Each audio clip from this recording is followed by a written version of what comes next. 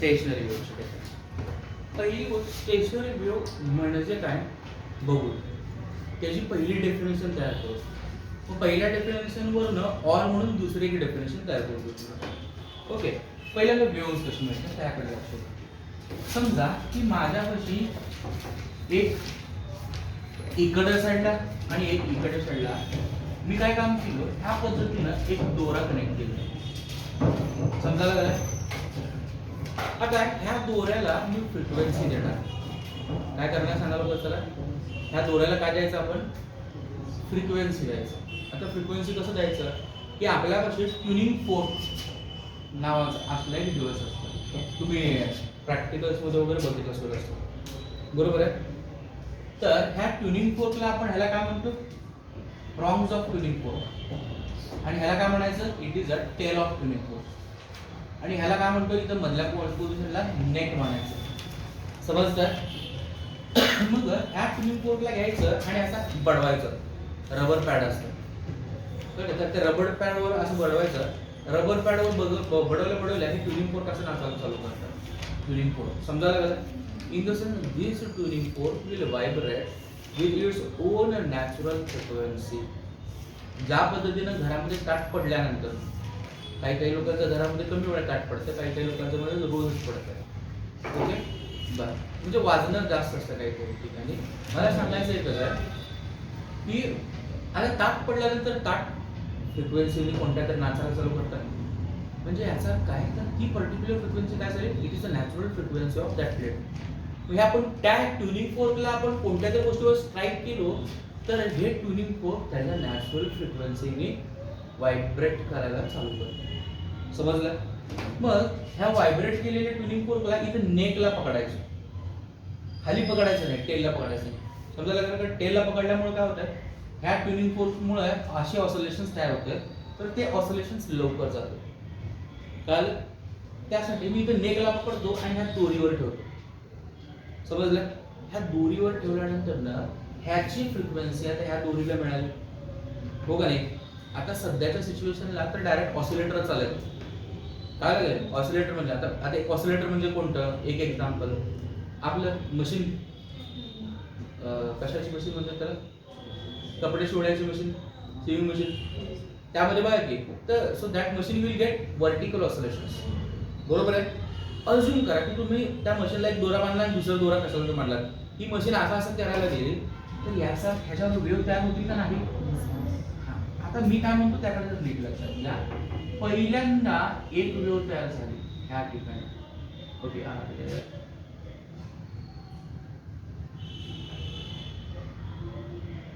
ह्याचं मार्किंग करून घेतलं तर लवकर व्यवस्थित मिळेल. ओके, एक वेव्ह तयार झाली. तर ही वेव्ह कोणती होती बाळा, इकडनं तयार झाली तिकडं चालली, त्या सरफेसवर आदळायला. In the sense this wave is incident on that ball. therefore this wave is said to be incident wave. पण इन्सिडेंट वेव्ह तिकडे ढकलली आहे, इकडनं तर सायमल्टेनियसली ऑसिलेशन्स तयारच व्हायला लागले. मग त्याला ढकलल्यानंतर ना एक वेव्ह अशी येते, ह्याला ढकलून अशी उलटी येते. ही वेव्ह कशी होती सांगा. तर what is the direction of propagation of this wave, towards the wall. बरोबर आहे ना. मग धडकल्यानंतर जी वेव्ह यायला गेली आहे तर ती उलटी यायला लागली का नाही. समजलं. हा, तर ही कोणती वेव्ह झाली, रिफ्लेक्टेड वेव्ह. ही कोणती होती, इन्सिडेंट. ती धडकल्यानंतर कोणती यायला गेली, रिफ्लेक्टेड वेव्ह. समजलं हो का नाही. आता एक क्वेश्चन तुम्हाला विचारायचा, मला त्याचा फक्त आन्सर द्या. सुरुवातीला वेव्ह कोणती होती, इन्सिडेंट. रिटर्न आलेली वेव्ह कोणती होती. आता शब्दांबद्दल नीट लक्षात द्या. बघा, the direction of incident wave and reflected wave is same or opposite. Opposite. जेव्हा दोघांचे डायरेक्शन अपोजिट असते तेव्हा अँगल किती असतो, 180. कसं तुम्हाला मी तेव्हा सांगितलं की नाही, हे तुमच्या इन्सिडेंट वेव्हचं डायरेक्शन, हे तुमचं रिफ्लेक्टेड वेव्हचं direction. What is the angle between them, 180 degree. In phase का आउट ऑफ फेज, 180 डिग्री म्हणजे आउट ऑफ फेज, 0 डिग्री म्हणजे इन फेज. आता इथं आउट ऑफ फेज मिळतंय का नाही चेक करा. बघा, एका वेव्हचं क्रस्ट दुसऱ्या वेव्हच्या ट्रफ बरोबर कोइन्साइड व्हायला then two waves are set to be out of phase. समजलं? आता मला परत पुढचं क्वेश्चन विचारायचं आहे तुम्हाला. मी काय म्हणतो त्याबद्दल म्हटलं माझ्यापाशी टोटल किती वेव्ह आहे? दोन वेव्ह आहेत, बरोबर आहे की नाही? दोन वेव्ह इन फेज आहेत का आउट ऑफ फेज आहेत? आउट ऑफ फेज आहेत. मग दोघं एक जाणारी वेव्ह आणि येणारी वेव्ह ही दोघं एकमेकांना कोइन्साइड झाली आणि ही अशा पद्धतीची नवीन वेव्ह तयार झाली. समजलंय? तर ह्या तयार झालेल्या नवीन वेव्हला मी काय म्हणायला पाहिजे, it is a resultant wave. बरोबर आहे? हा, पण ही तयार झालेली रिझल्टंट वेव्ह धड पुढे जात नाही ना धड मागे येईल. मी काय म्हणलो, मी इंडिव्हिज्युअल वेव्ह पुढे मागे करायला लागले. रिफ्लेक्टेड वेव्ह बघा की इन्सिडेंट वेव्ह पुढे चालले, रिफ्लेक्टेड मागे यायला लागले. ओके, इंडिव्हिज्युअल वेव्ह पुढे मागे करायला लागले. मी रिझल्ट इंडिव्हिज्युअल वेव्ह बद्दल बोलायला लागलो का रिझल्टेड बद्दल बोलायला लागलो? परत एकदा मी आहेच क्वेश्चन विचारू. इन्सिडेंट वेव्ह पुढे जाते का नाही? रिफ्लेक्टेड वेव्ह मागे येते का नाही? यस. इन्सिडेंट आणि रिफ्लेक्टेड दोघं पुढे मागे करू शकतात. पण हे दोघांचं सुपरपोजिशन जे होत आहे, कॉम्बिनेशन जे होत आहे, तयार झालेली रिझल्टंट वेव्ह. ही रिझल्टंट वेव्ह धड पुढे जाते ना धड मागे येते.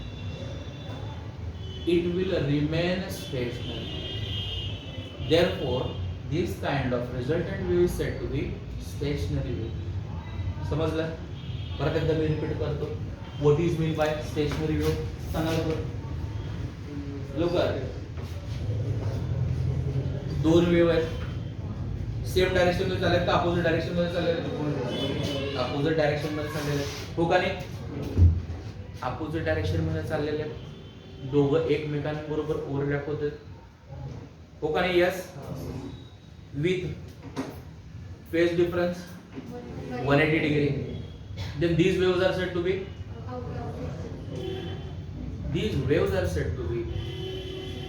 मी फेज डिफरन्स विचारतोय का? ह्या वेव्हला आपण नाव काय दिलं?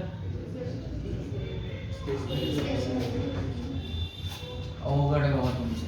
मी मधले मुद्दे तुम्हाला समजू दे म्हणून सांगतोय, तर तुम्ही काय काम करता, मेन मुद्द्यांना सोडता त्या मधल्या नका बोलत बसता.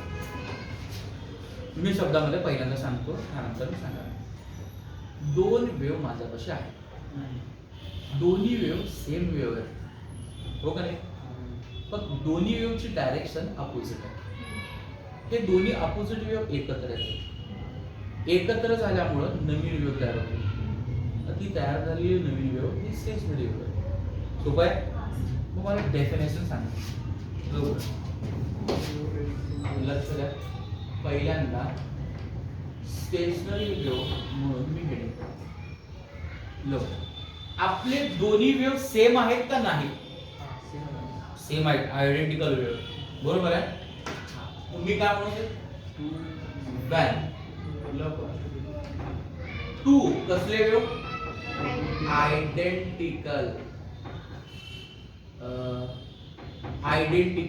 वेव्ह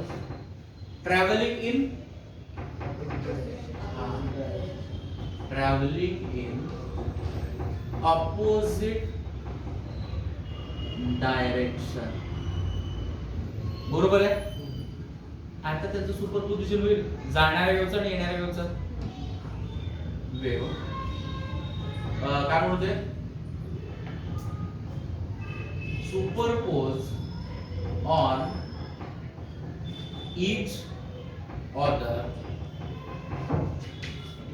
आणि काय तयार करताय? and produces कसली wave?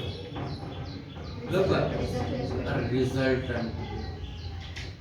This resultant wave is called as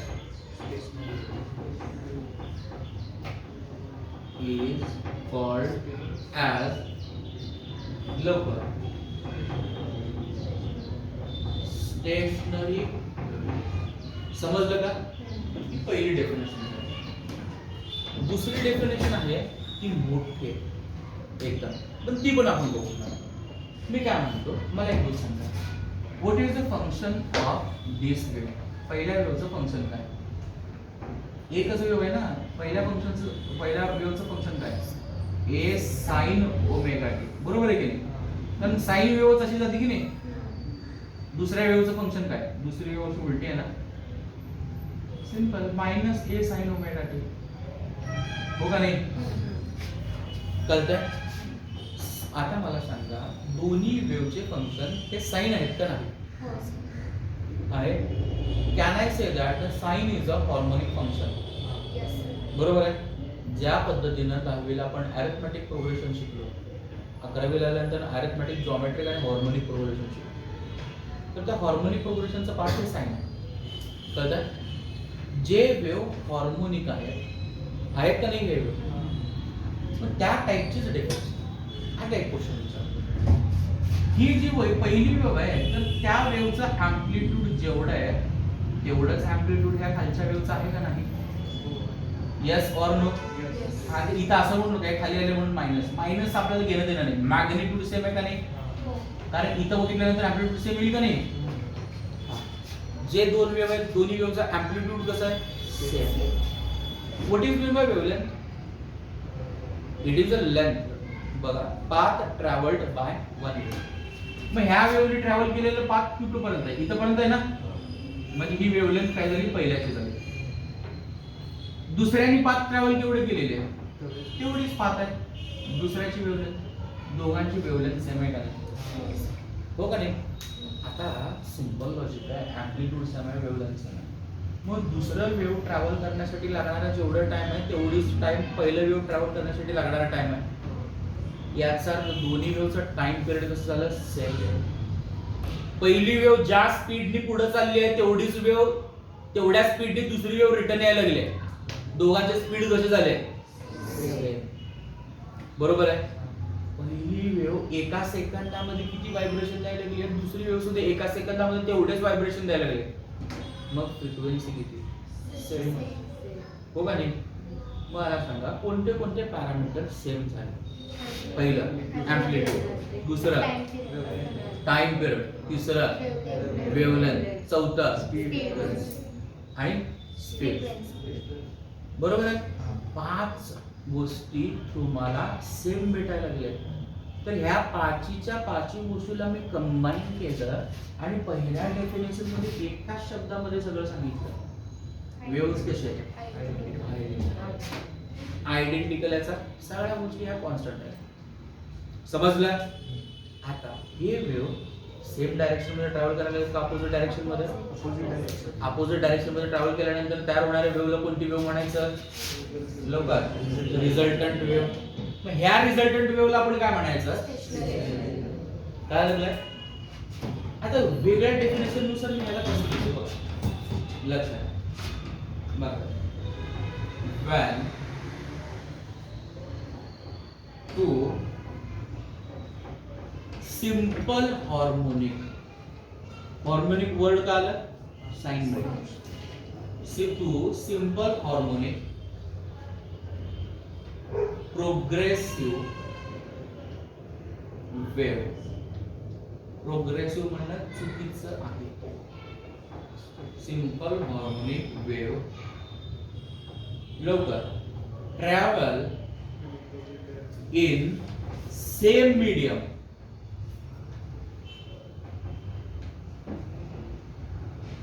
with same. पहिलं कोण? एम्प्लिट्यूड. दुसरं कोण? वेवलेंथ. तिसरं कोण? चौथं कोण? पाचवं?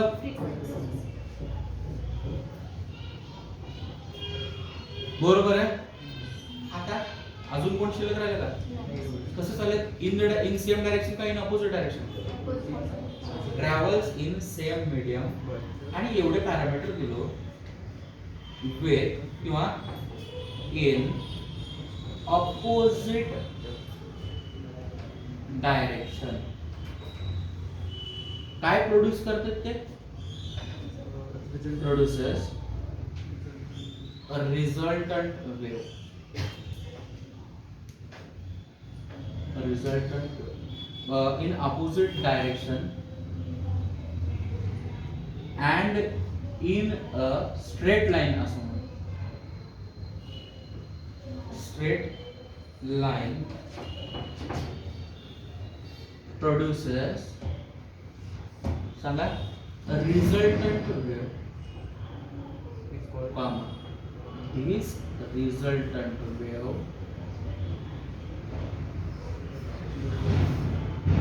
is called काय म्हणायचं त्याला स्टेशनरी वेव्ह. काय लागलं आता ह्याचं एक्झाम्पल बघा कोणती वेव्ह स्टेशनरी आहे रेडिओ वेव्ह. रेडिओ वेव्ह म्हणजे कोणती वेव्ह आपण फोनमध्ये बोलतो फोनमध्ये बोलत असताना आपल्याकडनं कोणती तरी वेव्ह जाती तर त्यावेळेला आपण कोणती वेव्ह म्हणतो it are part of radio. समजायला लागलं. आता काही आता समजा तुम्ही धुणं वाळत टाकण्यासाठी दोरी बांधलेली बरोबर आहे. आता समजा तुम्ही त्या धुणे वाळत टाकणाऱ्या दोरीला तुम्ही असं प्लग करून सोडला तर ती वेव्ह दोरी व्हायब्रेट करायला चालू करते की नाही. मग त्याच्यामध्ये व्हायब्रेशन कोणते समजलं तर ते एक्झाम्पल एक प्लस मोर दॅन सफिशियंट आहे. समजा लागलं तुम्हाला ते धुणं धुण्याचं दोरीचं एक्झाम्पल टाकलं तर तुम्ही धुणं धुण्याची प्रोसिजर लिहिता काय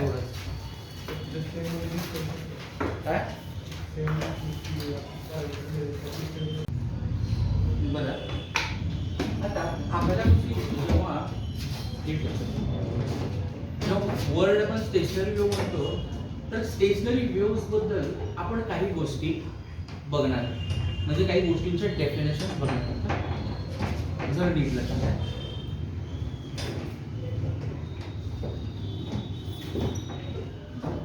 तीच डायग्राम फक्त लक्ष द्या. आपल्यापाशी समजा दोन रीड सपोर्ट आहे. मग आपण काय काम केलं इथे एक स्ट्रिंग बांधलेलं आहे. ओके स्ट्रिंग बांधल्यानंतर ना आपण त्या स्ट्रिंगला काय काम केलं बाळांनो लवकर त्या स्ट्रिंगला आता व्यवस्थित गच्च बांधल्यानंतर ना ह्याला थोडासा प्लग करून सोडून टाकायचा. जसं आता प्लग करून सोडणे म्हणजे काय आपण गिटार कसं वाजवतो माहिती ना कधी वाजवलं बघा. गिटार वाजवत असताना आपण काय काम करतो त्या स्ट्रिंगला प्लगच करायला लागलो माहिती ना. ते कसलं डिव्हाइस आहे डिव्हाइस म्हणतो आपलं हे असलं काहीतरी येते माहिती ना ते वाजवण्यासाठी तर त्याला प्लगिंग डिव्हाइस म्हणतो. म्हणजे सोप्या शब्दामध्ये स्ट्रिंगला आपण काय केलं प्लग केलं. प्लग केल्यानंतर काय करायला लागेल स्टेशनरी स्टेशनरी वेव्स मध्ये एक वेव्ह काय काम करायला लागले सांगा लवकर चला लवकर. फॉरवर्ड डायरेक्शन मध्ये चालले का नाही. दुसरी वेव्ह कुठं चालली आहे बॅकवर्ड डायरेक्शन मध्ये किंवा रिव्हर्स समजा कळतंय. थोडा अँप्लिट्यूड वेगवेगळं झाले पण तुम्ही काढत असताना सेम काढा. ओके ही रिटर्न येणारी वेव्ह समजतंय. आता जर व्यवस्थित नीट लक्षात घ्या जेव्हा आपण सिंपल वेव्ह जर म्हणलो होतो त्यावेळेला एक गोष्ट सांगितली होती. साध्या वेव्ह मध्ये समजा ही आपली साधी वेव्ह जर असेल आणि मगाशी सुद्धा सांगितलं भले ह्या पॉइंटला सध्याला डिस्प्लेसमेंट 0 पण हे पॉइंट कधी ना कधी हायेस्ट पोझिशनला जाऊन रिटर्न येतात. परत रिटर्न लोएस्ट पोझिशनला जातात परत रिटर्न येऊ शकतात. Yes or no. Can I say that this particle will vibrate बरोबर आहे. त्या एका गोष्टीमध्ये मगाशीच्या प्रॉब्लेम मध्ये आपण पार्टिकल वेलोसिटीसाठी कॉन्स्टंट व्हॅल्यू घेतली होती v = a ओमेगा घेतलं होतं हां. पण ह्याच्यामध्ये गोष्ट तशी नाही. एकदा पार्टिकलला 0 डिस्प्लेसमेंट भेटली तर ते पार्टिकल 0 डिस्प्लेसमेंटच मेंटेन करणार शेवटपर्यंत. समजलं कळतंय. हे पार्टिकल शेवटपर्यंत 0 डिस्प्लेसमेंटच करणार. कळालं का नाही सोपं आहे. आता मला एक गोष्ट सांगायचं नोटच्या फॉर्म मध्ये तर ह्याच्यामध्ये एक गोष्ट विचारायचं तर काही ठिकाणी ह्या ठिकाणी डिस्प्लेसमेंट ह्या ठिकाणी आणि ह्या ठिकाणी what is the displacement of particle 0 हो का नाही. मग ज्या ठिकाणी पार्टिकलचं डिस्प्लेसमेंट 0 असतंय त्या पोझिशनला आपण काय म्हणायचं, it is said to be node. त्याला काय म्हणायचं, नोड. समजलं? आता काही ठिकाण असे आहेत की ज्या ठिकाणी डिस्प्लेसमेंट ऑफ पार्टिकल हे किती आहे, मॅक्सिमम आहे. हो का नाही? पहिल्या वेव्हचं अँप्लिट्यूड ए, दुसऱ्या वेव्हचं अँप्लिट्यूड ए, पण ह्या दोघांमध्ये डिस्टन्स किती मिळतंय, किती मिळालं, 2a मिळतं की नाही? समजलं? आता फॉर एक्झाम्पल सांगायचं झालं तर इथं 0 आहे, इथं +5, इथं -5. तुम्ही इथनं चालत चालत चालत चालत इथपर्यंत गेला तर तुम्ही किती किलोमीटर चालत गेला, 10 किलोमीटर. इथनं इथपर्यंत जाण्यासाठी 5 किलोमीटर लागले, इथनं इथपर्यंत जाण्यासाठी 5 किलोमीटर लागले. हो का नाही? हा. मग याचा इथं ए असेल आणि इथं ए असेल तर मग मला व्हॅल्यू, टोटलची व्हॅल्यू किती मिळेल, इथं 2a मिळेल. पण 2a म्हणजे तुमचं मॅक्झिमम डिस्प्लेसमेंट ऑफ वेव्ह झालं की नाही? तर maximum displacement of the wave it is said to be antinode. त्याला काय म्हणायचं सांगा लवकर, चला समजा लागले. ज्या ठिकाणी मिनिमम डिस्प्लेसमेंट होती तेव्हा त्याला आपण काय म्हणलो, नोड. ज्या ठिकाणी मॅक्झिमम डिस्प्लेसमेंट होती तेव्हा त्याला आपण काय म्हणायचं, समजलं?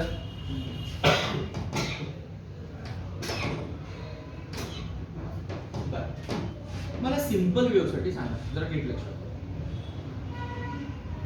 जेव्हा आपल्यापाशी सिंगल वेव्ह होते ना तेव्हा मीन पोझिशन पासूनच्या हायेस्ट डिस्प्लेसमेंटला आपण वर्ड काय वापरलो होती, त्या ठिकाणी अँप्लिट्यूड वापरलो. समजलं? ह्या ठिकाणी आपण अँप्लिट्यूड वापरतो का, नाही, कारण दोन वेव्ह आहे. समजलं का? ओके. आता पुढची एक महत्त्वाची नीट लक्षात द्या. ह्या वेव्ह बद्दल मी विचार करायला जर गेलो, ह्या वेव्हचे सगळेच्या सगळे पार्टिकल अपवर्ड डायरेक्शन मध्ये आहेत का नाही, हो का रे? त्याच वेव्हचे दुसऱ्या ह्याच्यामधले पार्टिकल डाऊनवर्ड डायरेक्शन मध्ये आहेत का नाही? समजताय? हे पार्टिकल डाऊनवर्ड डायरेक्शन मध्ये. समजलं? आता दुसरी महत्त्वाची गोष्ट परत एकदा सांगतोय की आपल्यापाशी स्टेशनरी वेव्ह साठी किती किती नोड मधले डिस्टन्स, लवकर किंवा वेगळ्या पद्धतीने इथे एक नोड तयार होतं का नाही, इथे एक नोड तयार होतं. पण दोन नोड मध्ये जी आपली वेव्ह सापडलेली आहे तर त्या गोष्टीला आपण काय म्हणायचं, लूप. त्याला काय म्हणायचं, लूप. बरं समजायला लागलं? हे एक लूप झाली का नाही, ही एक लूप झाली, ही एक लूप झाली, टोटल किती लूप्स आहेत, 4 लूप. समजलं? मी क्वेश्चन उलट विचारतो. इथून वेव्ह जेव्हा इथपर्यंत पोहोचते तेव्हा त्याला आपण काय म्हणतो, वेव्हलेंथ. एका वेव्हलेंथ मध्ये किती लूप तयार झाले, 2 लूप्स तयार झाले. परत इकडच्या साईडला सुद्धा वेव्हलेंथ लॅम्बडा एवढा आहे का नाही? मग ह्याच्यामध्ये किती लूप्स तयार व्हायला लागले, समजलं का? एका वेव्हलेंथ मध्ये 2 लूप तयार झाले. मग एक लूप तयार होण्यासाठी केवढं पाथ लागतं, हे 2 इकडे सर झाले, हो का नाही? सिंपल इथंच बघा ना, इथून इथं लॅम्बडा असेल तर मग इथे किती मिळेल तुम्हाला, समजा लागलाय? So can I say that lambda by 2 is a length of loop? बरोबर आहे? समजलंय?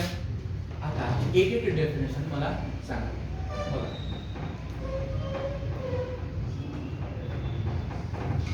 सम डेफिनेशन्स. त्याच्यामधलं पहिली डेफिनेशन आपण कोणाबद्दल बोलतोय बघा, नोड बद्दल, हो का नाही? नोड. ओके. मला एक गोष्ट सांगा, what is mean bye node? What is mean bye node? The point on the stationary wave at which we get minimum displacement. It is called as सांगा लवकर चला काय म्हणलं होतं? The point on the stationary wave where we can get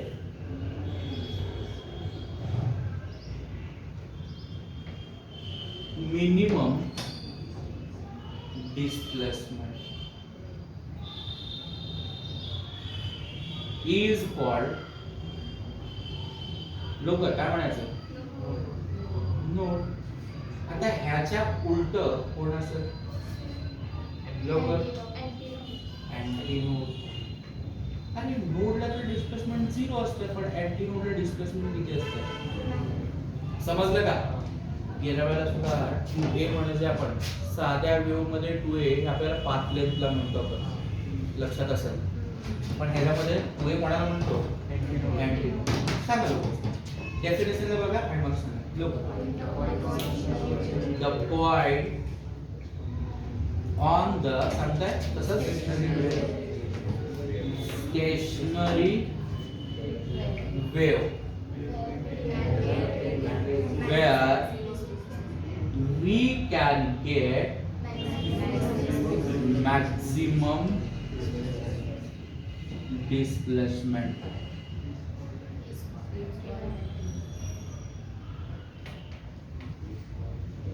is called, लोक काय म्हणायचं, antinode. समजलं का हे? चालेल. आता बाकीचं नॉर्मल डेफिनेशन बरोबर आहे. What is mean by wavelength, लोक वेवलेंथ म्हणजे काय, the length travelled by one wave. पण फिजिक्सच्या भाषेमध्ये त्याला कसं म्हणायचं माहिती आहे का, the path travelled by one wave म्हणायचं. कळालं? हा, ऍक्च्युअल मध्ये म्हणताना वन वेव्ह आहे, पण इथं वन वेव्ह जेवढं ट्रॅव्हल करायला लागले तेवढं दोन्ही मिळून ट्रॅव्हल करायला लागले. हो का नाही? मला सांगा मी काय म्हणणार लोक सांगा. तिसरं वेवलेंथ, लॅम्बडा. काय म्हणतो ते सांगा तुम्हाला चला. द पाथ ट्रॅव्हल्ड बाय किती, one wave is called wavelength. बरोबर आहे का? हा.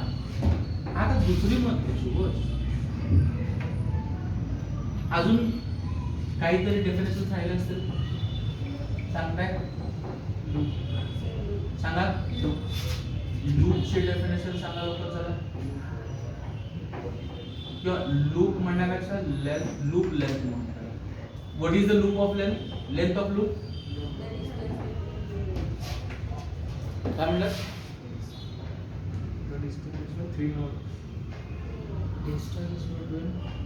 डिस्टन्स बिटवीन 3 नोड्स म्हणायचं नाही रे, 2 पण म्हणतात. हा 2 म्हणलं तर बेस्ट आहे, पण शब्द काय वापरायला पाहिजे, ह्या 2 नोड मधले डिस्टन्स. एक लूप झालं की नाही, मग मी असं म्हटलं तर 2 नोड्स करेक्ट आहे, चुकीचं नाहीये, पण फिजिक्सच्या भाषेमध्ये आता इथं कसं मी डिस्टन्स ट्रॅव्हल्ड बाय म्हणू शकतो का, काय म्हणायचं, पाथ इज अ करेक्ट, पण डिस्टन्स चालते की नाही. Can I say that the distance between 2 successive node, बरोबर आहे. काय लागलंय, पण आपण काय विचार म्हणायला लागलोय, लूपची लेंथ. ओके, मग मी काय म्हणायला पाहिजे सांगा लवकर sir. Distance between 2 successive node is called as loop length. What is सांगा लवकर sir. Distance between 2 successive node is called as loop length. समजलं? सांगा मला परत. 2 सक्सेसिव्ह का फक्त सक्सेसिव्ह? 2 सक्सेसिव्ह चालतं. डिस्टन्स बिटवीन, तुम्ही फक्त सक्सेसिव्ह लिहिलं तर चालतंय का नाही मला, चालतंय का फरक पडणार. Between successive node is called local loop of length. Loop length म्हणतो, लूप लेंथ तर म्हणा किंवा लेंथ ऑफ लूप म्हणा, दोन्ही पण चालतं. कळायला लागलं? हे किती असतं, इट इज या. तिसरी गोष्ट काय सांगा, चौथी फ्रिक्वेन्सी हो का नाही? हो, फ्रिक्वेन्सी म्हणजे काय? नाही तर पहिल्यांदा टाइम पिरियड बद्दल सांगताय. टाइम पिरियड लवकर लवकर time taken by wave to complete लवकर one wave is called as time period.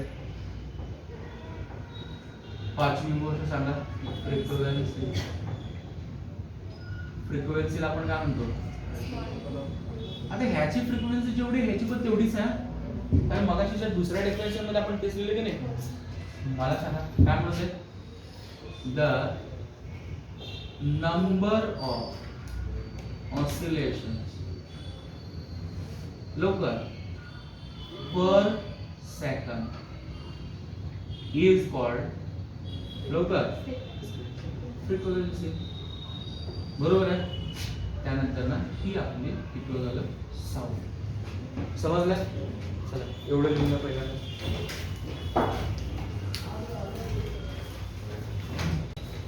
आपण काय बघतोय? Characteristics of stationary waves.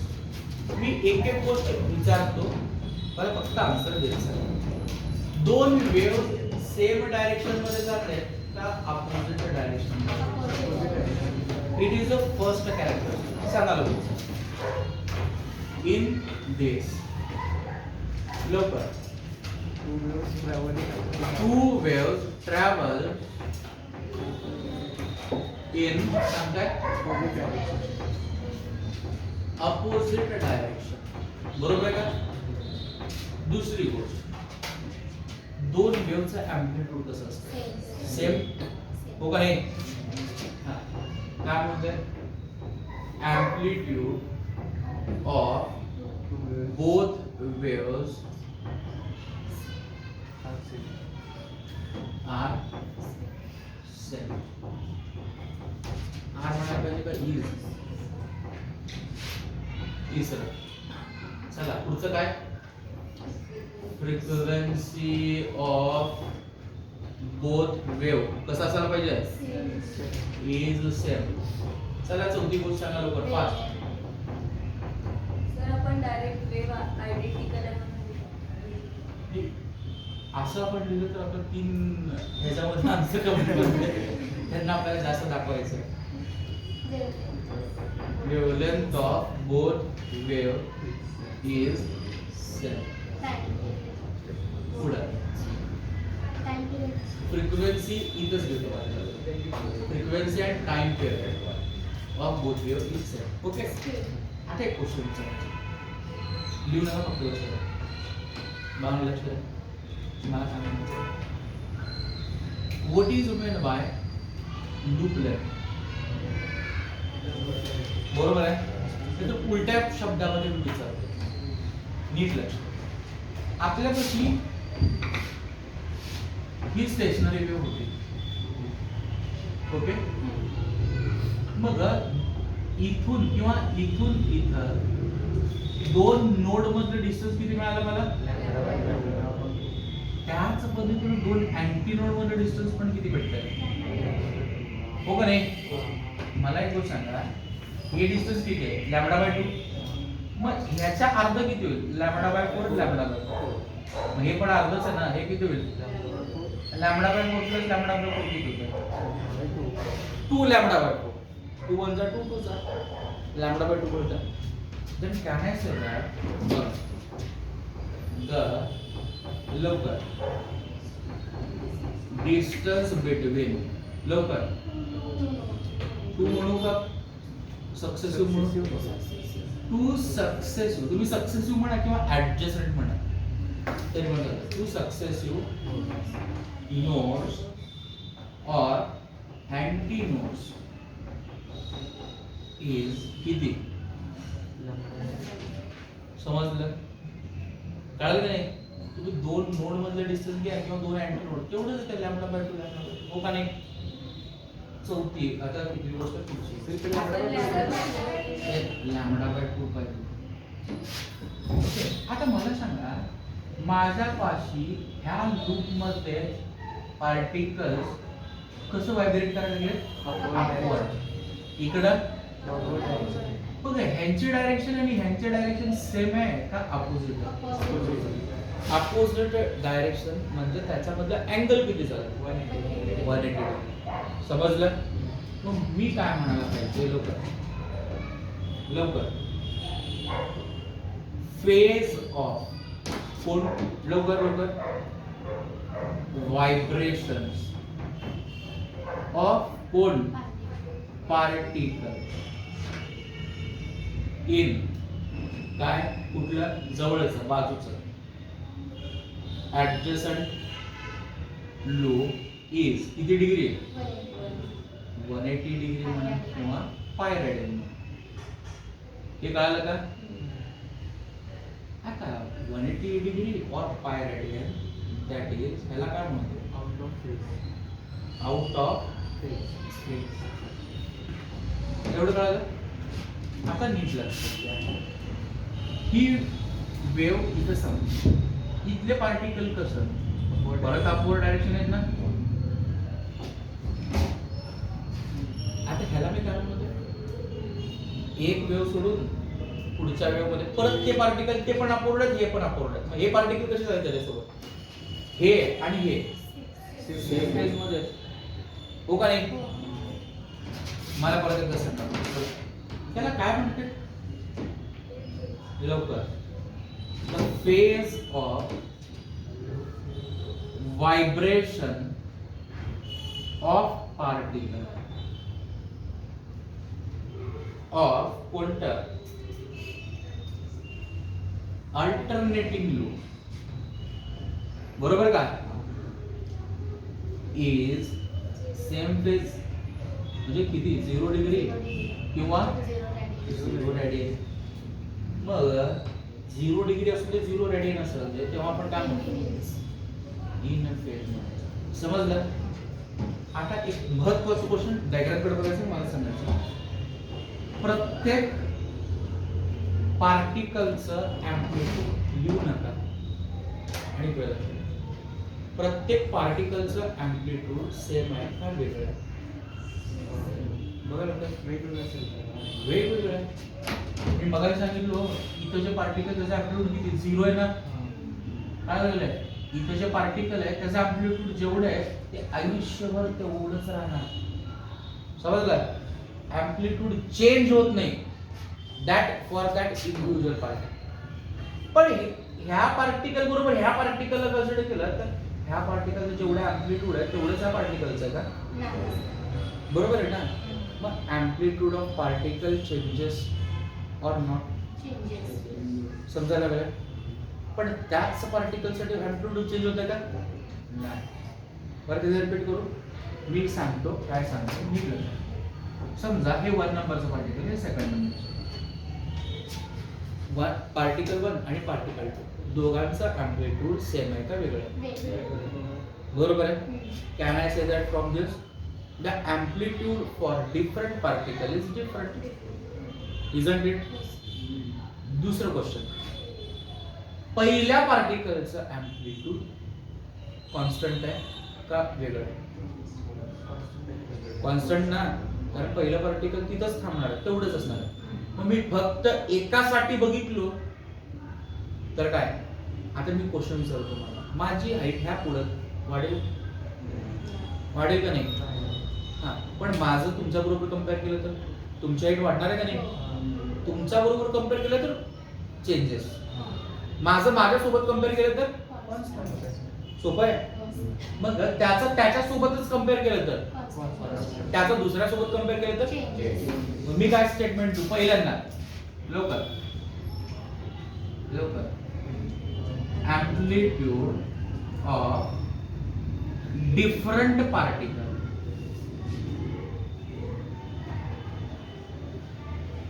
Is कसा असायला पाहिजे?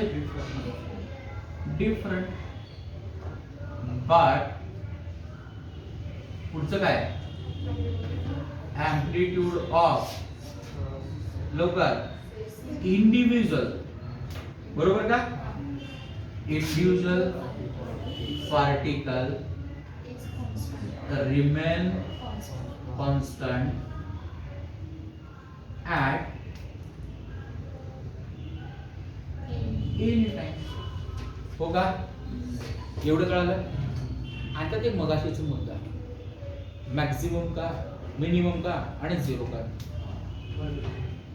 ओके, कोण कन्सर्न वगैरे बक्षीस मोठं होतं, किती होतं काय होतं ते विसरू नका. मी काय म्हणतो, तुम्हाला मी जे डेफिनेशन्स दिलेलं आहे, डेफिनेशन्स हे इन जनरल दिले, बरोबर आहे. पण डायग्राम ड्रॉ केलेलं ते ट्रान्सवर्स स्टेशनरी वेव्ह होते. ट्रान्सवर्स स्टेशनरी वेव्ह साठी नोडला जे डिस्प्लेसमेंट आहे ते 0 आहे. पण हेच आपण लॉन्जिट्युडिनल स्टेशनरी वेव्ह साठी असेल तर त्या ठिकाणी डिस्प्लेसमेंट काय भेटते, कमी भेटते. ज्या ठिकाणी कमी डिस्प्लेसमेंट भेटते त्याला नोड म्हणायचं, ज्या ठिकाणी जास्त डिस्प्लेसमेंट भेटते त्याला काय म्हणायचं, लवकर. याचा अर्थ लॉन्जिट्युडिनल स्टेशनरी वेव्ह मध्ये नोडच्या ठिकाणी अँप्लिट्यूड 0 भेटतंय का? पण तिथं काय भेटतंय, मिनिमम भेटतंय. फरक कळायला लागलाय? इथं काय भेटतंय, 0. जर मी वर्ड 0 वापरलो असतो तर फक्त आणि फक्त ट्रान्सवर्स वेव्ह साठी अप्लाय झालं असतं. पण मी मिनिमम म्हणलो तर दोघांना पण अप्लाय होऊ शकतं, हो का नाही? कारण ह्याचा मिनिमम तर 0च आहे. समजा ह्याचा मिनिमम डिस्प्लेसमेंट किती आहे, 0. हो का? हो का नाही? हा, तुम्ही डिस्प्लेसमेंट इकडे मायनस ए समजणार का? फॉर एक्झाम्पल तुमच्या वडिलांनी तुम्हाला उलट टाकलं तर तुमची हाईट कमी झाली का निगेटिव्ह झाली का? कळायला लागलं फरक? डायरेक्शन अपोजिट आहे, मिनिमम नाहीये. 0ला मिनिमम, कळालं? मी मिनिमम म्हणलो तर दोघांना पण अप्लाय, समजलं? पण 0 म्हणलो तर ट्रान्सवर्सलाच एकट्याला अप्लाय होतं. आता दुसरी महत्त्वाची गोष्ट व्यवस्थित म्हणजे तर एक स्टेटमेंट देतो, त्यानंतर पुढचं बघू मला. पहिल्यांदा ट्रान्सवर्स साठी बघायचं. फॉर सांगा transverse stationery wave, transverse stationery wave साठी पहिली गोष्ट काय म्हणतो, displacement at node 0. Correct. Displacement at node is 0. दुसरं डिस्प्लेसमेंट ऍट अँटी नोड, लवकर हे कसं असायला पाहिजे, मॅक्सिमम. जास्त वाटलं की पडायचं तिथे. बी. तिसरं एक बाळांना सांगा, इथं अँप्लिट्यूड किती आहे, 0. इथं अँप्लिट्यूड किती आहे, मधल्या पार्टिकलचा अँप्लिट्यूड. आता फॉर एक्झाम्पल विचारू तुम्हाला, इथं अँप्लिट्यूड 0 आहे आणि ह्या ठिकाणी अँप्लिट्यूड 5 आहे, तर मधल्या लोकांचा अँप्लिट्यूड किती, 0 ते 5 च्या मध्ये. कळालं? इथं अँप्लिट्यूड 0 आहे आणि इथं अँप्लिट्यूड a आहे, तर मधल्या लोकांचा अँप्लिट्यूड किती, 0 टू a च्या. समजायला लागलाय? मग मी इथं काय म्हणतोय, the displacement of particles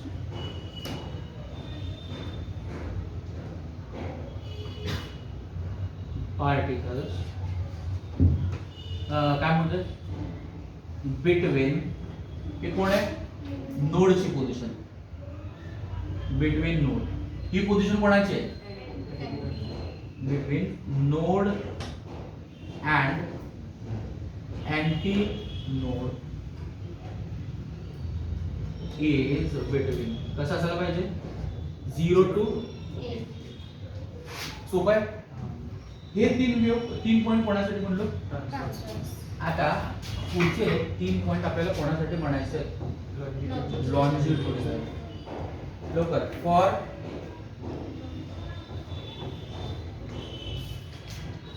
longitudinal त्यामधलं पहिलं पॉइंट सांगा लवकर. Displacement of particle at node is minimum. हे एकच महत्वाचं आहे. डिस्प्लेसमेंट ऑफ पार्टिकल कुठं? At node is minimum. दुसरं सांगा. दुसरं तिसरं सेमच आहे. काय होतं सांगा? डिस्प्लेसमेंट ऑफ पार्टिकल कुठं? ऍट अँटीनोड इज कसं असायला पाहिजे? मॅक्सिमम. तिसरं एक सांगा लवकर चला. काय? The displacement of particle. The displacement of particle between कोण? नोड अँड अँटीनोड किती असायला पाहिजे? 0 to 8. इज बिटवीन 0 to किती? हे अँटीनोड आहे, अँटीनोड नाही.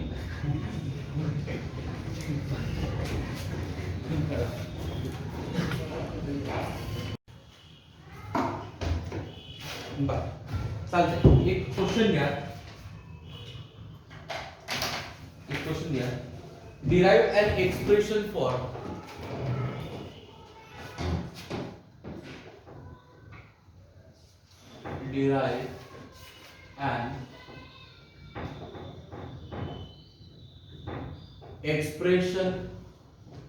for equation of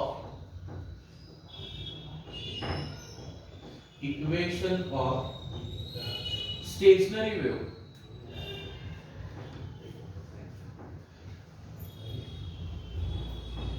Stationary wave on a stretched string.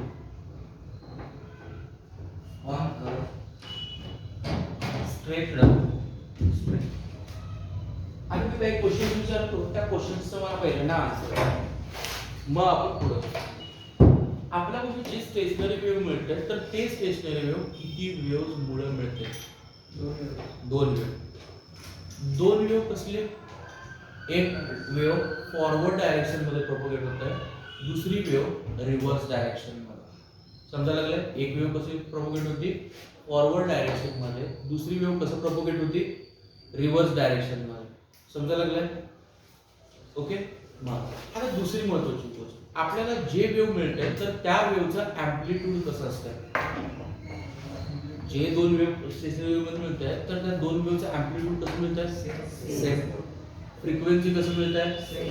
Same. Wavelength कसं मिळतं? सेम. ओके. ऑनलाईन वाले तुम्ही काहीच बोलू नका, फक्त ऐका. ओके. आता मी काय पुढे म्हणतो त्याकडे जरा लक्ष द्या. बघ एवढे सगळे पॅरामीटर सेम भेटतात ना, मग मी त्यासाठी ह्या गोष्टीला मी स्टार्ट कसं करतो त्याकडे लक्ष द्या. बघ लेट किती वेव्स? 2 वेव्स ट्रॅव्हलिंग कसं? इन कोणतं डायरेक्शन? Opposite direction. बरोबर आहे. अँड हॅव्हिंग सेम अँप्लिट्यूड ना? And having amplitude. दोघांचा अँप्लिट्यूड सेमच आहे, त्यामुळे मी एकच व्हॅल्यू देतो. बरोबर आहे. अँप्लिट्यूड कॅपिटल ए. त्यानंतर ना मला सांगा वेव्हलेंथ केवढी? लॅम्बडा. पुढे अजून अँड फ्रिक्वेन्सी केवढी? एन एवढी फ्रिक्वेन्सी. बरोबर आहे. आर एक सेकंद. हे कोणते वेव्ह झाले? Lambda 1 and sorry y1 and y2. बरोबर आहे की नाही? हा, बाकीच्या गोष्टी पण सेम राहणार आहेत, पण मी सध्याला जे इक्वेशन घेणार आहे त्या इक्वेशन मध्ये त्या गोष्टी वापरणार नाही, त्यामुळे मी त्यांना लिहिलं नाही. काय झालं? तुम्हाला एक गोष्ट लक्षात असेल, कालच्या लेक्चर मध्ये तुम्हाला मी ह्या ठिकाणी कोणतं तरी इक्वेशन लक्षात ठेवण्यासाठी सांगितलं होतं. काय झालंय? तर ते इक्वेशन काय होतं मला सांगताय? y equal to a sine 2 pi bracket मध्ये nt minus x upon lambda. हे होते गेले. आता मी तुम्हाला प्रश्न विचारतो, काय क्वेश्चन आहे बघा. ही आपली पहिली वेव्ह आहे, म्हणजे ह्याला y1 म्हणायला पाहिजे. मग दुसरी वेव्ह y2 झाली. मग काय येते? a साइन 2 पाय ब्रॅकेट मध्ये nt आणि द x अपॉन काय येईल? लॅम्बडा. बाळांनो, आपले दोन वेव्ह जे आहेत हे अपोजिट डायरेक्शन मध्ये जातात का नाही? पण ह्या वेव्हची डायरेक्शन कोणतं आहे? इथं निगेटिव्ह जर असेल तर आपण काय म्हणतो? This wave is travelling along positive direction of X axis. बरोबर आहे? ओके, हे कोण? Positive direction of X axis. मग आपली wave negative direction of X axis जर असेल तर काय? हा, negative direction of X axis जर असेल तर ह्या मायनस च्या ठिकाणी ह्या ठिकाणी काय येईल? आता दुसरी महत्त्वाची गोष्ट, हे जे दोन वेव्ह आहेत हे दोन वेव्ह एकत्र येतात का नाही? लोक सांगा, हे दोन वेव्ह एकत्र येतात का नाही? येते. समजायला लागलं? तर हे दोन वेव्ह एकत्र येणे, एका ठिकाणी येणे, त्या प्रोसेसला आपण काय म्हणतो? Superposition of waves. बरोबर आहे ना? तर बाय काय म्हणतो मी? Superposition. By superposition of wave. बाळांनो, सुपरपोजिशन ऑफ वेव्ह झाल्यानंतर ना मग रिझल्टंट वेव्ह मिळते की नाही? द रिझल्टंट, कोणती वेव्ह रिझल्टंट आपली? Stationary wave has displacement. मला काय भेटेल? जेव्हा सुपरपोजिशन ऑफ वेव्ह होतंय तेव्हा आपण काय करतो बाळांनो? त्या दोन्ही वेव्हचं काय करतो? ऍडिशन करतो. समजलं? मग आता माझ्याविषयी एक दोन वेव्ह दिलेले आहेत, त्या दोन वेव्हचं फक्त ऍडिशन तर करायचं इथं. मग ऍडिशन केल्यानंतर मला काय भेटते तेवढं सांगा. y इक्वल टू y1 ची व्हॅल्यू काय? लवकर. a साइन 2 पाय ब्रॅकेट मध्ये स्मॉल t अपॉन, सॉरी हे फॉर्म घेतले ना, n into T minus x upon lambda plus. आता y2 ची व्हॅल्यू पुटअप करायचं. y2 ची व्हॅल्यू काय? a साइन 2 पाय ब्रॅकेट मध्ये स्मॉल t अपॉन, सॉरी परत ते चालू nt minus x upon lambda. हे निगेटिव्ह डायरेक्शन मध्ये जात होते. पण काय एक्सप्लेन करायचं ते सोडताना चालू करतात. सोडा. मला आता परत एकदा सांगायचं. मग मला एक क्वेश्चन काय विचारायचा आहे की मी a ला का नंबर दिला नाही, n ला का नंबर दिला नाही, लॅम्बडाला का नंबर दिला नाही? सेम आहे. कारण दोघांच्या ह्या व्हॅल्यू सेम आहेत, मग ह्याला नंबर द्यायची गरज आहे का? नाही. पण वेव्ह वेगवेगळे आहेत की नाही? कारण एक वेव्ह निगेटिव्ह डायरेक्शन मध्ये चालले, एक वेव्ह पॉझिटिव्ह डायरेक्शन मध्ये चालले. समजलं? आता बाळांना एक क्वेश्चन विचारायचा आहे, दोघांमध्ये दोन वेव्ह मध्ये कॉमन कोड निघते मला. काय पण मूर्खासारखं सांगू, फक्त ए निघतं. फंक्शन कधी निघतंय का? तुम्ही असं असं असं करता का? साइन 30 प्लस साइन 60 असं असेल तर साइन साइनला कॉमन काढून आतमध्ये 30 प्लस 60 करता का तुम्ही? कळलं? फंक्शनला कधी कॉमन काढू शकता का तुम्ही? हा, फंक्शन वरून सगळ्या गोष्टी, त्याचा अँगल पण सेम असलं तर मग कॉमन काढलं असतं. ज्या प्रकारे आपण साइन थीटाला कॉमन काढतो, बरोबर आहे ना? थीटा सुद्धा कॉमन मध्ये असेल तरच येतं. फक्त साइन साइनला कॉमन, उद्या तुम्ही असं केलं तर मग एस एस ला आणि आय आय ला काढताल. समजा लागलाय? निघतं का तसं? मग आतमध्ये काय शिल्लक राहिलं इथं? साइन ऑफ 2 पाय ब्रॅकेट मध्ये nt minus x upon lambda plus हे तर बाहेर आतमध्ये काय शिल्लक राहील साइन सांगा 2 पाय ब्रॅकेट मध्ये nt plus x upon lambda समजलं. आता हे आपलं ब्रॅकेट कंप्लीट. आता मला क्वेश्चन काय विचारायचं आहे, हे फॉर्म्युला तुम्हाला कणासारखं दिसतंय मी कळण्यासाठी लोक विचार करा आणि मला सांगा हे फॉर्म्युला आपल्याला कोणत्या फॉर्म्युला सारखं दिसतं. हे फॉर्म्युला तुम्हाला असं दिसत नाही sin c plus sin d trigonometry मधला फॉर्म्युला काय फॉर्म्युला बनवणार sin c plus sin d sin c जे ऑनलाइन आहे त्यांनी सांगितलं तरी चालेल. sin c plus sin d चा फॉर्म्युला काय लोक 2 sin c plus d upon 2 into cos c minus d upon 2. Okay. आता मला एक क्वेश्चन तुम्हाला विचारायचं आहे, साइन मध्ये c कोण आहे, साइनच्या समोरचं अँगल जे आहे ते c असणार, इकडच्या साइड मध्ये d असायला पाहिजे की नाही, हे d झालं. सोपं आहे तर काय हे एवढं झालं. आता मग फक्त ज्या ठिकाणी c दिसतंय त्याला हे पुटअप करायचं, ज्या ठिकाणी d दिसतंय त्याला हे पुटअप करायचं. समजलं. परत रिपीट करतो, हे कोणत्या फॉर्म सारखं आहे sin c plus sin d सारखं आहे. ओके. मग आता बाकीचं तुम्ही मला सांगा ते फॉर्म काहीतरी कसं न्यायला पाहिजे बघा. y इक्वल टू a ला मरू दे तिकडं. आता पुढं मला सांगा त्याचं काय आतमध्ये 2 sin पहिलं काम याला डिवाइडेड बाय 2 आहे. वरच्या साईडला कोण आहे इथं c प्लस d आहे ना, तर c कोण आहे बघा इथे नीट बघा. साइनच्या समोरची गोष्ट c हो का नाही, मग साइनच्या समोर फक्त एवढं आहे का हे पण आहे, मग हे सगळं झालं का नाही सांगा. मग 2 पाय ब्रॅकेट मध्ये सांगा लवकर nt minus x upon lambda एवढं कळालं. प्लस d कोण आहे सांगा, इकडची गोष्ट सांगा 2 पाय ब्रॅकेट मध्ये nt plus x upon lambda. हे फक्त साइनचं अँगल झालं, हे काय झालं c प्लस d अपॉन 2 झालं. बरोबर आहे.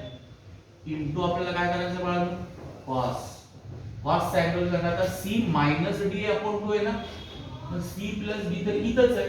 c कोण आहे सांगा लवकर बघा तिथं 2 पाय लवकर ब्रॅकेट मध्ये nt minus x upon lambda plus लवकर प्लस का मायनस मायनस पुढं 2 पाय ब्रॅकेट मध्ये nt plus x upon lambda divided by किती एवढं कळालं. सोपं आहे. आता मला एकच काम करायचं आहे, तर ह्या दोघांमध्ये कोण कॉमन येते ना, तर ते कॉमन कोण येते त्याला बघायचं. समजायला लागलं. ह्या दोघांमध्ये बघा कॉमन कोण येते मला. ओके. त्या ब्रॅकेट मध्ये म्हणतोय आउटसाइड कॉमन तर कोणच येणार. ओके. मला परत एकदा रिपीट करा. दिसतंय का मला सांगा, मी ह्याला असं लिहू शकतो की आता सध्याच्या सिच्युएशन मध्ये सगळेजण मल्टिप्लिकेशन मध्ये आहेत. मल्टिप्लिकेशन मध्ये असल्यामुळं तुम्ही फक्त असं लिहिलं तरी चालेल. करेक्ट आहे. शिल्लक कोण राहिले तर साइन. इथनं 2 पाय इथनं 2 पाय कॉमन येतात का नाही, 2 पाय कॉमन आले. हे divided by 2 as it is. समजलं. जे ब्रॅकेट मध्ये लोक आहेत त्यांचं फक्त ब्रॅकेट होतं. 2 पाय कॉमन गेले. इथं कोण शिल्लक राहिले nt minus x upon lambda. हे 2 पाय बाहेर गेले तिथं प्लस राहते की नाही, मग हे प्लस ब्रॅकेट ओपन केल्यानंतर ह्याला काय फरक पडणार आहे का त्या ब्रॅकेटला नाही. कळालं हे मला परत पुढची गोष्ट सांगा, कॉस ऑफ हे 2 पाय कॉमन आले का, हो का नाही? आपण कोण आहे पुढच्या ब्रॅकेट मध्ये मला सांगा बघा, चला काय येतं? पहिल्यांदा हे ब्रॅकेट ओपन केलो, mt minus x upon lambda. पण ह्या 2 ला बाहेर केल्यानंतर ना इथं मायनस आहे ना, मग हे मायनस ह्या ब्रॅकेट मध्ये गेल्यानंतर चिन्ह बदलते का नाही? मग काय येत आहे? Minus nt minus x upon lambda divided by किती? बरोबर आहे. आता काय काम करून पुढच्या स्टेप मध्ये कोण कॅन्सल होतं त्याला बघायचं फक्त, बरोबर आहे. मग कोण कॅन्सल होतं तेवढं सांगा. हे minus x upon lambda minus x upon lambda cancel झाले का नाही? पलीकडच्या साईडला कोण कॅन्सल होतं? हो का? आता एक क्वेश्चन तुम्हाला विचारायचं, पुढचं त्याचं मला व्हॅल्यू सांगा. साइन हे 2 pi upon 2 nt plus nt 2 nt आलं, कळालं? हे 2 जाईल का? समजलं? परत तुम्ही 2 ह्याच्या बरोबर क्लिक केलं तरी चाललं असतं, पण कशावर करत बसायचं? परत अंतर इथनं मल्टिप्लाय करत बसणार का? त्यामुळे तसंच पुढे गेल्यानंतर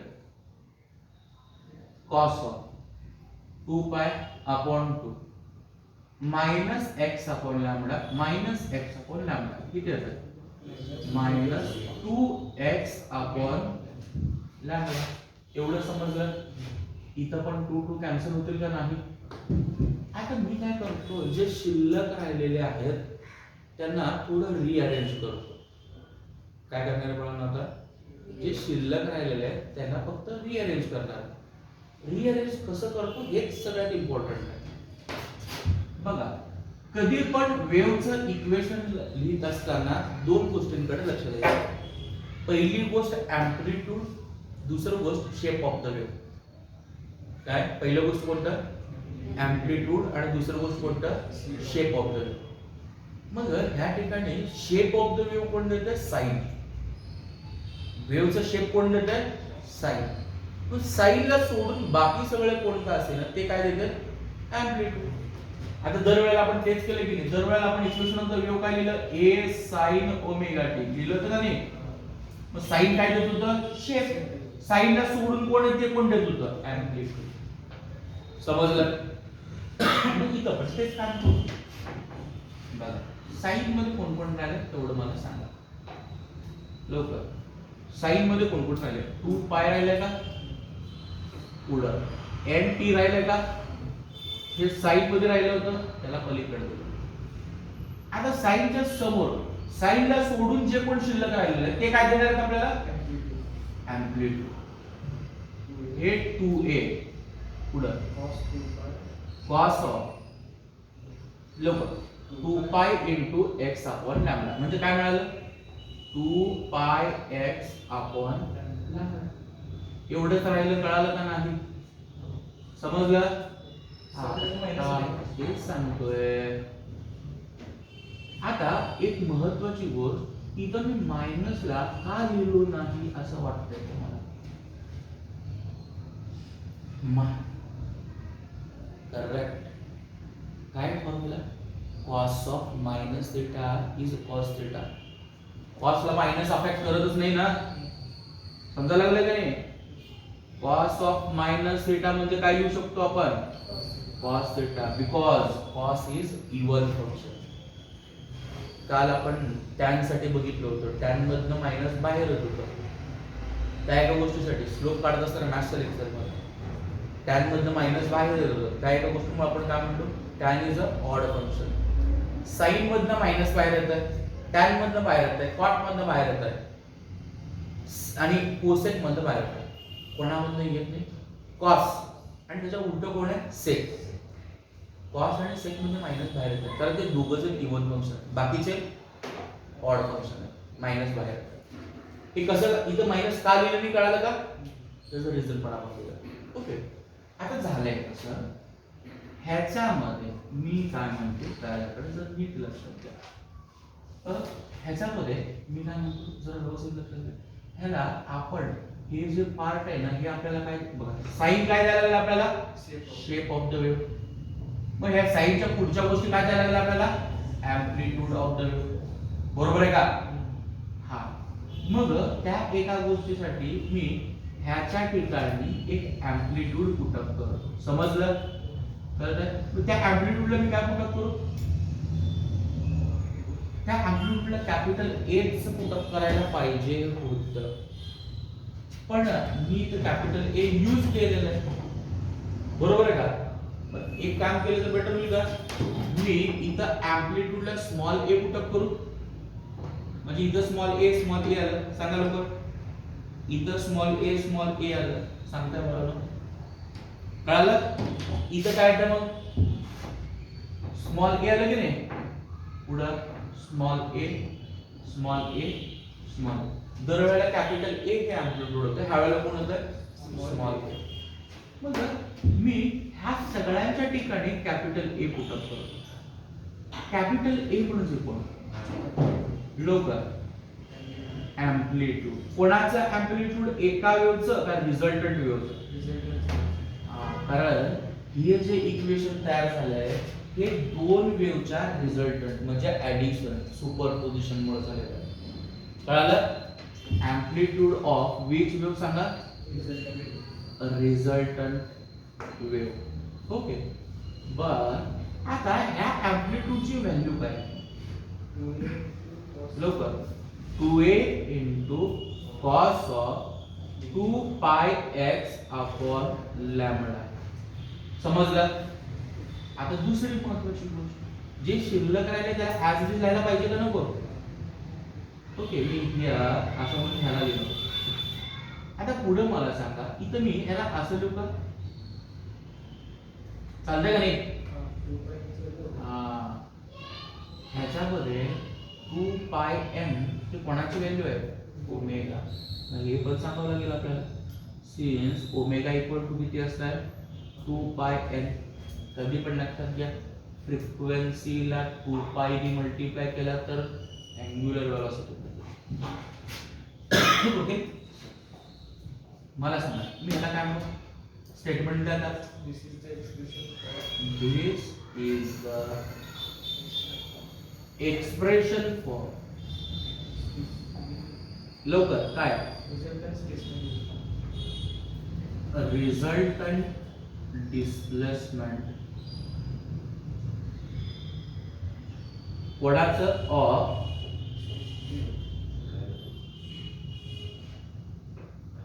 स्टेशनरी वेव्ह. बरोबर आहे? ओके. हा, आत्ताच्या आत्ताच हे समजून घ्यायचं आहे. कळायला लागलंय? आणि आत्ताच्या आत्ताच लिहून काढायचं लगेच. समजून पण यायचं, पाठ पण आताच करायचं आणि लिहून पण आताच घ्यायचं. समजलं? लिहून घ्यायला चालू करा.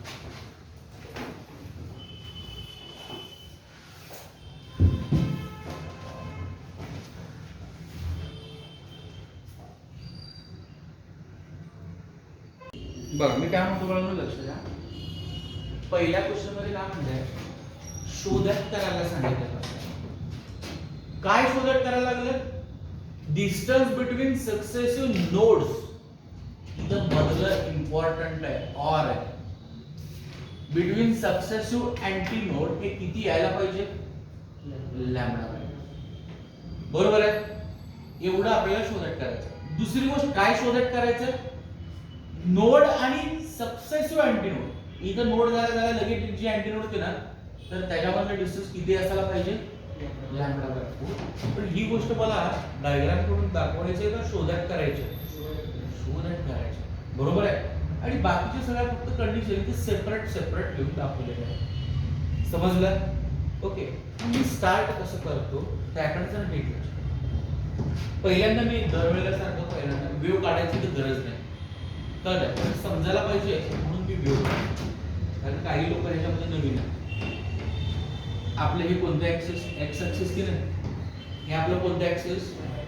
कधी पण लक्षात घ्या, जेव्हा तुम्ही वेव्ह काढताय त्यावेळेला एक पर्टिक्युलर आणि फिक्स हाईट भेटायला पाहिजे, म्हणून कधी पण त्याला अशा दोन हॉरिझॉन्टल लाईन काढायची.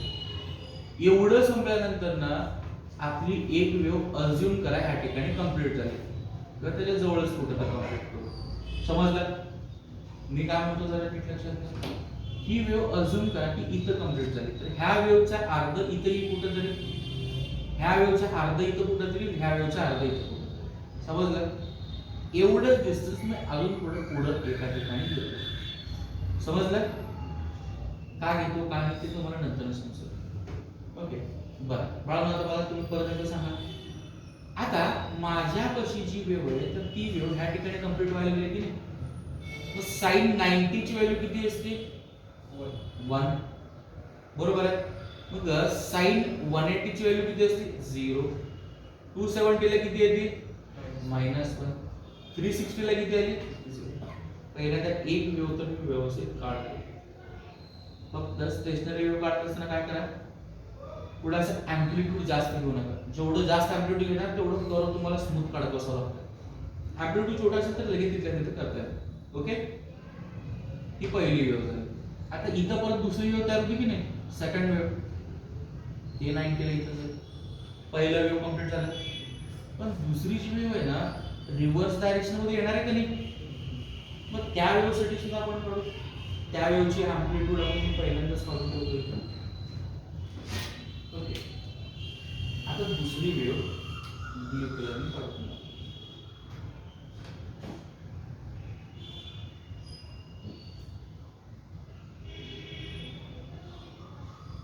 समजलं? किती वेव आहे तिथं? 2 वेव. 2 वेव कसे ट्रॅव्हल व्हायला लागले? Opposite direction. अपोजिट डायरेक्शन मध्ये चालल्यात की नाही. मग 2 वेव पैकी एक वेव कशी असते? फॉरवर्ड डायरेक्शन मध्ये असते, हो का नाही. दुसरी वेव काय करते? पुढे जाऊन धडकते, धडकून रिटर्न येते. काय लागलंय? मग जी धडकून रिटर्न येणारी वेव आहे ना, मग त्याचं डायरेक्शन मी असं दाखवायला पाहिजे की नाही, हो का नाही. फरक एवढंच आहे, मी कुठं जाऊन ही वेव धडकली आहे त्याला मी काढत बसलो नाही. का काढायचं त्याला? काढून वाटलं असतं. काढण्यासाठी काय, इथलं पुढचं, हो का नाही. अजून करा. कधी पण अजून एक गोष्ट नवीन लक्षात ठेवा की जेव्हा वेव पुढे जाऊन धडकती की नाही, ज्या ठिकाणी धडकती त्या ठिकाणी तुम्हाला नोडच भेटणार. काय भेटणार तिथं? नोडच भेटणार. आता पहा, मला एक वेव इथं कंप्लीट झाली की नाही. मग एक वेव ज्या ठिकाणी कंप्लीट होती तर त्या डिस्टन्सला आपण काय म्हणतो? म्हणजेच वेवलेंथ. बरोबर आहे ना. एक वेव ज्या ठिकाणी कंप्लीट होती त्याच्या डिस्टन्सलाच आपण वेवलेंथ असं म्हणतो, हो का. ह्याच्यानंतर ना सांगा, माझ्यापाशी ही पोझिशन म्हणजे कोण आहे? नोडच आहे ना, हो का नाही. इथं बघा, इथं मिनिमम डिस्प्लेसमेंट आहे. ह्या ठिकाणी पण तुम्हाला कोण भेटणार आहे? नोडच भेटणार आहे. आता ह्या ठिकाणी तुम्हाला कोण भेटतंय? लवकर, अँटी नोड. ह्या ठिकाणी सुद्धा आपल्याला कोण भेटतंय? Anti node. समजलं? त्यांचं म्हणणं काय, आता हे लॅम्बडा असेल तर हे अर्ध किती होईल? लॅम्बडा बाय 2 होईल की नाही. ओके, हे जरा व्यवस्थित लक्षात. मग हे डिस्टन्स कोण झालं? 2 नोड मध्ये डिस्टन्स झाला की नाही. then can I say that it is the distance between 2 successive nodes. Successive म्हणजे लगेच. अल्टरनेटिंग म्हणजे हे नोड संपल्यानंतर नाही, हे नोड संपल्यानंतर नाही. समजलं? तर शब्द लय इम्पॉर्टंट आहे. पुढे गेल्यानंतर अल्टरनेटिंगचं परत वेगळं मिनिंग समजेल तुम्हाला, पण नाही मिनिंग तुम्ही अंडरस्टँड कसं करून घेता त्यावर पिक्चर. 2 नोड मध्ये डिस्टन्स किती भेटलं? लॅम्बडा. अरे जेवढं 2 नोड मधलं डिस्टन्स आहे तेवढंच 2 अँटी नोड मधलं असायला पाहिजे, हो का नाही. हीच गोष्ट मी असंच सरळ पुढे नेतोय ना, तेवढंच व्हॅल्यू मिळणार, हो का नाही. आता दुसरी महत्वाची गोष्ट, हे तर झालं. आता मला काय विचारायचं आहे, एवढं डिस्टन्स किती आहे? लॅम्बडा बाय 2 आहे ना, मग एवढं डिस्टन्स किती मिळेल?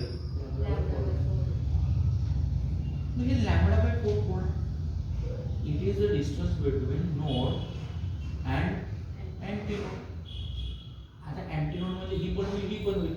मग मी कोणत्या पण अँटी नोड बघायला लागलो का त्याच्या ऍडजस्टंट अँटी नोड बघायला लागलो. ऍडजस्टंट समजायला गेलं. तर हे ऍडजस्टंट अँटीनोड आणि नोड ह्या दोघांमधलं जे डिस्टन्स आहे ते किती येत आहे लॅम्बडा. समजायला गेलं. एक मी काय प्रूव्ह करतो, दोन नोड मधलं डिस्टन्स लॅम्बडा बाय 2 आहे एवढं प्रूव्ह करतो. कळतं? दोन नोड मधलं डिस्टन्स किती आहे लॅम्बडा बाय 2 आहे एवढं प्रूव्ह करतो. हे डिस्टन्स लॅम्बडा बाय 2 झालं तर आपोआप ह्याच्या अर्ध लॅम्बडा बाय 4 ते आपोआप प्रूव्ह होऊन जातं. समजलं? मी काय म्हणू, स्टार्टिंग ह्याला कसं करू मला त्याच्याबद्दल सांगा लवकर. सगळ्यात पहिल्यांदा आपण डायरेक्ट स्टेशनरी वेव्हज बद्दल बोलायला लागलो, त्यामुळे मी डायरेक्ट स्टेशनरी वेव्हचं इक्वेशन घेतो. समजायला लागलं? बघा तुम्ही मला सांगा, बघून सांगा, द इक्वेशन ऑफ स्टेशनरी लोक काय equation of stationary y equal to सांगताय a sin लवकर आतमध्ये साईडला ओमेगा टी आहे.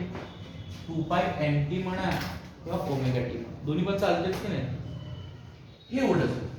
पण कॅपिटल ए कोण आहे? Low 2a cos of 2 pi x upon lambda. हो का नाही? आता ही गोष्ट संपल्यानंतर हे तर पहिल्यांदा सांगितलं, कारण ह्या गोष्टींमधल्या काही गोष्टी मला पुढे वापरायच्या. आता पहिल्यांदा मी कंडिशन फॉर नोड काढतो. काय काढू पहिल्यांदा? लवकर small a condition for node. Me question तुम्हाला विचारतो, त्यानुसार मला आन्सर. ह्या ठिकाणी नोड आहे का नाही? आहे ना. मग ह्या ठिकाणी पार्टिकलचं डिस्प्लेसमेंट केवढं आहे? केवढं? आपली व्ह्यू कोणती दाखवली आहे बाळांनो आता सध्या? अरे ट्रान्सवर्स स्टेशनरी आहे ना, पण ट्रान्सवर्स स्टेशनरी मध्ये पार्टिकलचं डिस्प्लेसमेंट किती आहे? 0. लॉन्जिट्युडिन असलं असतं तर तिथे मी मिनिमम म्हणतो. हा पण मिनिमम हे वर्ड ह्याला पण चालतं त्याला पण चालतं, पण 0 त्याला चालत नाही. लॉन्जिट्युडिनला 0 चालत नाही. समजलं? सध्या ट्रान्सफर स्टेशनरी व्ह्यू काढलं त्यामुळे मी इथलं 0 म्हणू. ओके. कंडिशन काय म्हटलं होतं ते स्टेटमेंट सांगा. ऍट नोड सांगा लवकर. कसला अँप्लिट्यूड आपल्याला? रिझल्टंट अँप्लिट्यूड किंवा रिझल्टंट डिस्प्लेसमेंट रिझल्टंट अँप्लिट्यूड काय येते? लवकर इज 0. हो का नाही? बरोबर. आपण ट्रान्सफर स्टेशनरी वेव्हसाठी बघतोय ना, त्यामुळे 0. जर लॉन्जिट्युडिनल स्टेशनरी वेव्हसाठी बघितलं असेल तर मिनिमम. कळालं? मग असं असेल तर कॅपिटल ए ची व्हॅल्यू मला काय भेटते बाळांनो? म्हणजे इथून काय भेटते?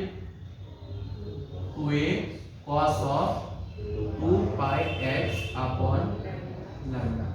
मी तर असं नाही, पण that is a equal to किती?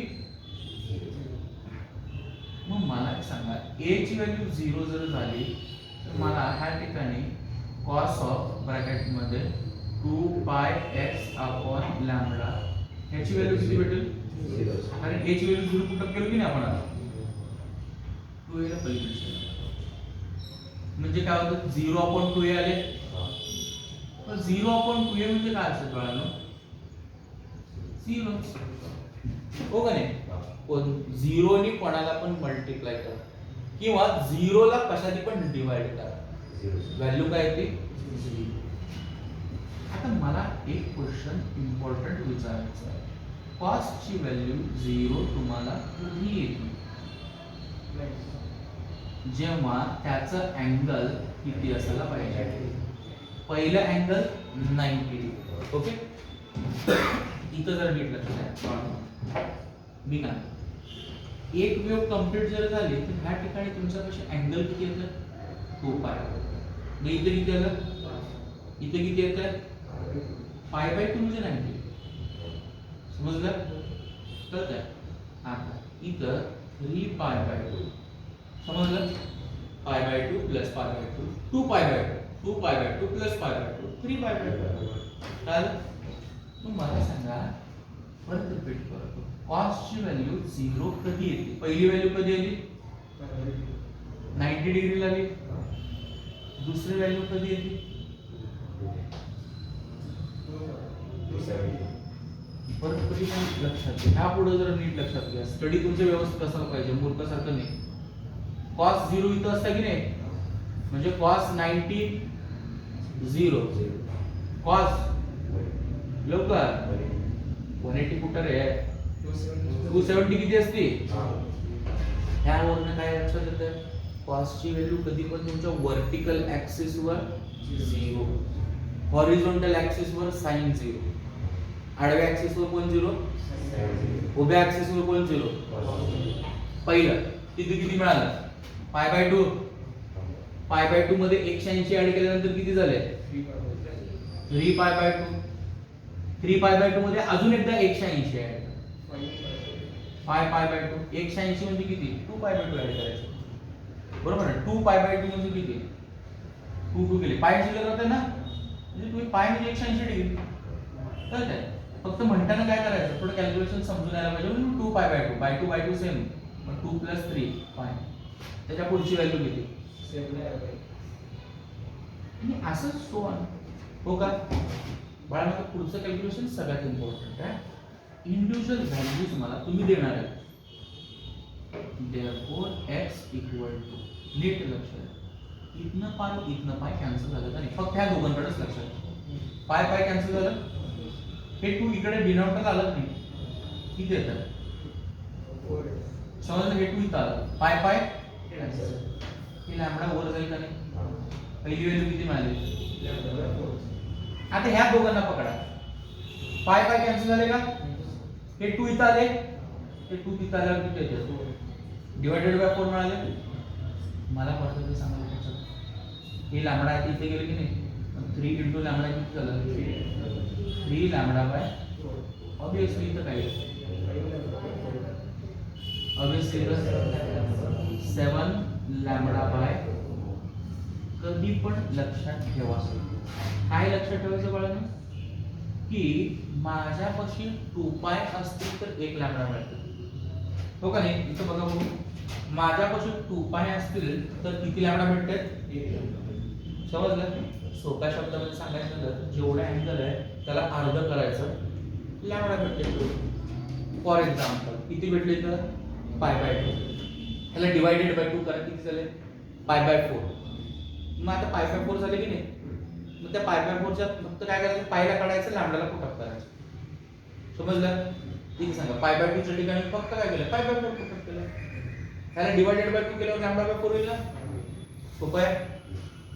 हे कोणाची कंडिशन झाली? It is a condition for node.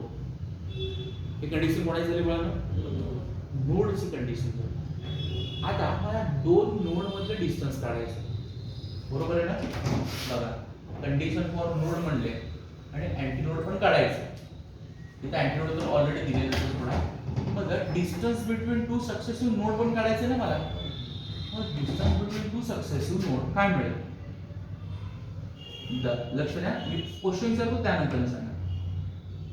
Distance between 2 successive node. पहिलं काम काय, हे काय होतं मला? कंडिशन झाली. आता तुम्हाला डिस्टन्स बिटवीन 2 सक्सेसिव्ह नोड काढायचं. मी क्वेश्चन विचारू, इथं किती आहे? 0. अजून करा की इथं 5 किलोमीटर झालं, इथं 10 किलोमीटर झालं. तर ह्या 2 नोड मधलं डिस्टन्स किती आहे? सांगा, 5 किलोमीटर. ह्या 2 नोड मधलं डिस्टन्स किती आहे? कसं काढायचं? पुढच्या व्हॅल्यू मधनं मागची व्हॅल्यू मायनस केलं, तुम्हाला 2 नोड मधलं अंतर भेटलं का नाही? मग इथं पण तसंच करा ना, हो का नाही? What is the distance between 2 successive node? It is the distance is equal to पुढच्या व्हॅल्यू मधनं मागची व्हॅल्यू मायनस करा. 3 lambda by 4 minus lambda by 4. कळलं? दोघांचं डिनॉमिनेटर सेम आहे का वेगळं आहे? सेम असेल तर काय करायचं? एकदाच लिहायचं. आणि न्यूमरेटरचं काय करणार तुम्ही? इथं सबट्रॅक्शन असल्यामुळे सबट्रॅक्शन करा.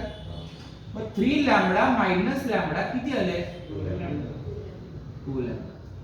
2 1 जा 2 2 जा म्हणजे आन्सर काय काय लॅम्बडा बाय 2. ते कोणाची व्हॅल्यू मिळाली बघा. दोन सक्सेसिव्ह होते. हा डिस्टन्स बिटवीन टू सक्सेसिव्ह. इथं पण समजलं का? ह्याच पद्धतीनं आपल्याला डिस्टन्स बिटवीन अँटीनोड काढायचं, 2 सक्सेसिव्ह अँटीनोड काढायचं. समजलं? पहिल्याचं एवढं लिहून हां, जे ऑनलाईन आहे त्यांना कोणती गोष्ट दिसत नाही कलर लाईटमुळं ते तेवढं मला विचारा.